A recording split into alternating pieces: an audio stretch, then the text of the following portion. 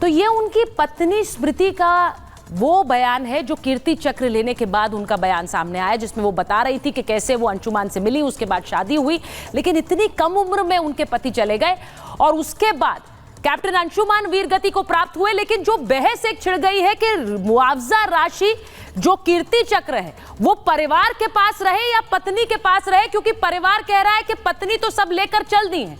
आज इस पर बात करूंगी, हमारे साथ कैप्टन अंशुमान के माता पिता सीधे जुड़ेंगे। एक रिपोर्ट पहले देख लीजिए।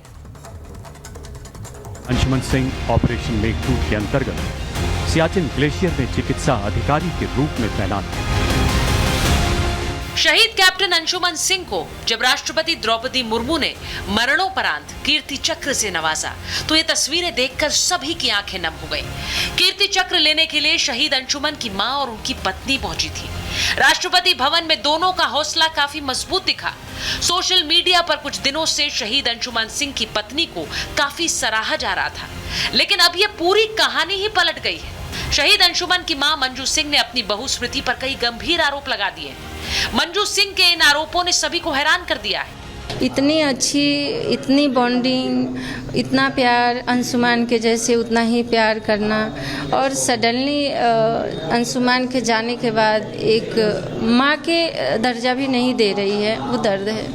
अंशुमन की मां मंजू सिंह यही नहीं रुकी, उन्होंने शहीद को मिलने वाले मुआवजे के नियमों में बदलाव की मांग कर दी है।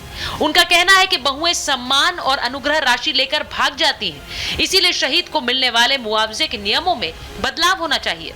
मैं जब जानी कि सामान भी एक झोले में रख के गई, तब भी मैं इस चीज़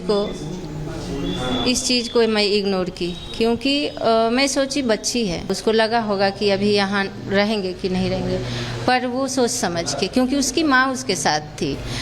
शहीद की मां मुआवजे के जिस नियम में बदलाव की मांग कर रही है, क्या उसमें बदलाव की जरूरत है?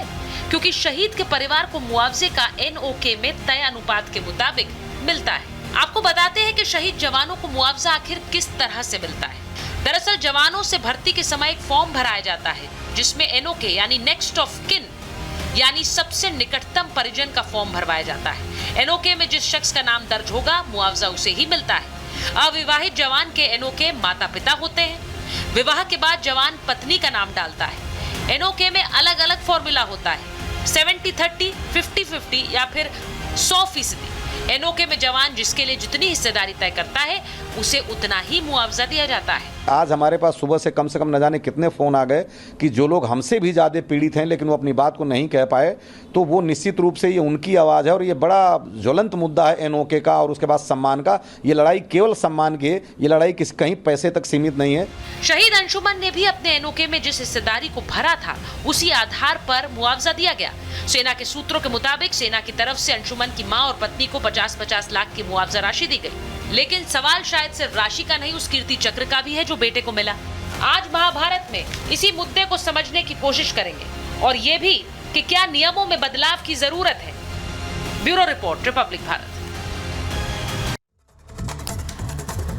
मेरे साथ स्टूडियो में कर्नल शैलेंद्र सिंह आ गए हैं, हमारे साथ अवधेश कुमार जी हैं, वरिष्ठ पत्रकार हैं, डॉक्टर सांत्वना श्रीकांत हैं, हमारे साथ सोशल एक्टिविस्ट हैं, अश्विनी दुबे जी हैं, वरिष्ठ वकील हैं सुप्रीम कोर्ट के, और प्रेम कुमार जी हैं, वरिष्ठ पत्रकार हैं। मैं सबसे पहले लेकिन रवि सिंह जी के पास जा रही हूँ, जो कि पिता हैं हमारे साथ वीरगति को प्राप्त हुए कैप्टन अंशुमन के। मैं आपके पास सीधे आ रही हूँ रवि जी। जिस तरह से चर्चा हो रही है, आपने एक नई खबर को जन्म दिया है, क्योंकि आपके बेटे पे तो पूरे देश को नाज है, बहुत गर्व है, फक्र है। और उसके बाद जिस तरह से वो तस्वीरें हम सबने देखी, उसके बाद एक नया विवाद सामने आया कि जो भी मुआवजा राशि होती है या कीर्ति चक्र होता है वो किसे मिलना चाहिए, परिवार को या उनकी पत्नी को। क्या ये सवाल आपका है कि ये इस मुआवजा राशि को परिवार को मिलना चाहिए, ये कीर्ति चक्र परिवार को मिलना चाहिए? रवि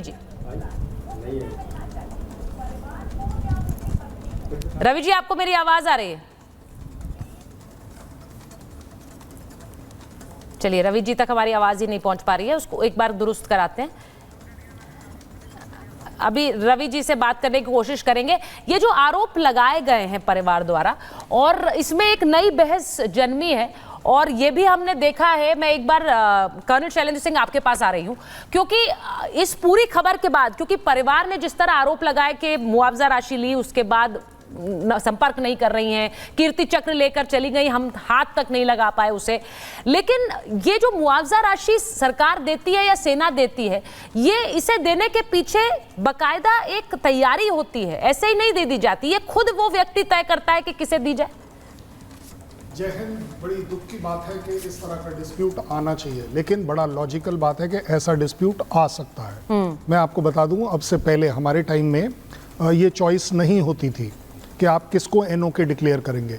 एनओके जब आप ट्रेनिंग में हैं और जब तक आप अनमैरिड हैं, तब तक आपके माँ बाप अकेले माने जाते थे एनओके, और उसके शादी के बाद जब आपका पार्ट 2 ऑर्डर हो जाता है तो आपकी वाइफ मानी जाती है। सबसे बड़ी तकलीफ आई थी कारगिल के टाइम। अगर आप लोगों को याद दिला दूं, कारगिल के टाइम भी हर गाँव से काफ़ी ये प्रोटेस्ट थे। मैं खुद कठुआ के आगे जो गाँव हैं उनमें जाकर लोगों को मिला हूँ, जहाँ पर आप मानेंगे नहीं, एक बक्से में वो 30 लाख रुपए रखे हैं, उसमें 2 ताले लगा रखे हैं, एक बहू के पास है और एक माँ बाप के पास है। जी, मैं एक बार मैं आपको कर्नल शैलेंद्र सिंह रोक रही हूँ, क्योंकि रवि जी हमारे साथ जुड़ गए हैं और मैं उम्मीद कर रही हूँ कि उनको हमारी आवाज आ रही है। रवि जी को जरा स्क्रीन पर लाइए, फुल स्क्रीन। रवि जी, आपको मेरी आवाज आ रही है? जी जी। रवि जी, मैं सबसे पहले तो यही कहना चाहती हूँ कि आपके बेटे की शहादत पर हम सबको बहुत गर्व है, और वो जो तस्वीरें हमने देखी हैं उसके लिए आपको, उनके पूरे परिवार को हम नमन करना चाहते हैं। ये जो खबर आई आपके बेटे के शहादत के बाद, जिस तरह से खबरें आई कि आपने इस बात पर आपत्ति जताई है कि पैसा, मुआवजा राशि और कीर्ति चक्र किसे मिले, इसे लेकर विचार होना चाहिए, आपके सवाल क्या है रवि जी? देखिए, ये एक नरेटिव ही बदल गया है। अच्छा। कि हम पैसे के लिए कोई बात कर रहे हैं। ठीक, नहीं तो सवाल तभी मैंने आपसे पूछा कि सवाल क्या है आपके। मैं आपको जी, मेरे सवाल ये हैं कि तकाजा है वक्त का कि तूफान से जूझें, कहाँ तक चलेंगे किनारे किनारे। मेरे पास सुबह से कई लोगों के ऐसे फ़ोन आए, जिस दंश से, जिस दर्द से मैं गुजर रहा हूँ, उससे ज़्यादा दंश और दर्द से लोग गुजर रहे हैं। मैं वो पहला पिता तो नहीं कह सकता, लेकिन ये ज़रूर कह सकता कि मेरी जो सिखलाई और मेरी डीएनए में और जो मेरे पूर्वजों की देन है, उसके आधार पे जब मुझे ये बताया गया कि आपका पुत्र शहीद हो गया, तो ऑन द रिकॉर्ड है, लेफ्टिनेंट जनरल दुआ साहब की ट्वीट है उस पर, कि मैंने ये कहा था कि वो वीरों की तरह से शहीद हुआ या कायरों की तरह से। और जब मुझे बताया गया कि वो वीरों की तरह से शहीद हुआ, तो मैंने कहा कि मुझे फ़ख्र है कि अब जो मैं खो चुका वो वापस नहीं आएगा। लेकिन मेरा पुत्र कायर नहीं था, वीर था, और अपने जीवन का बलिदान वीरों की तरह से दिया। ये कह देना बहुत छोटी बात नहीं है। किसी पिता के कंधे पे जवान पुत्र का 100, इससे बड़ा कोई दर्द नहीं होता है इस धरा पे। उसके बाद जब मेरे बेटे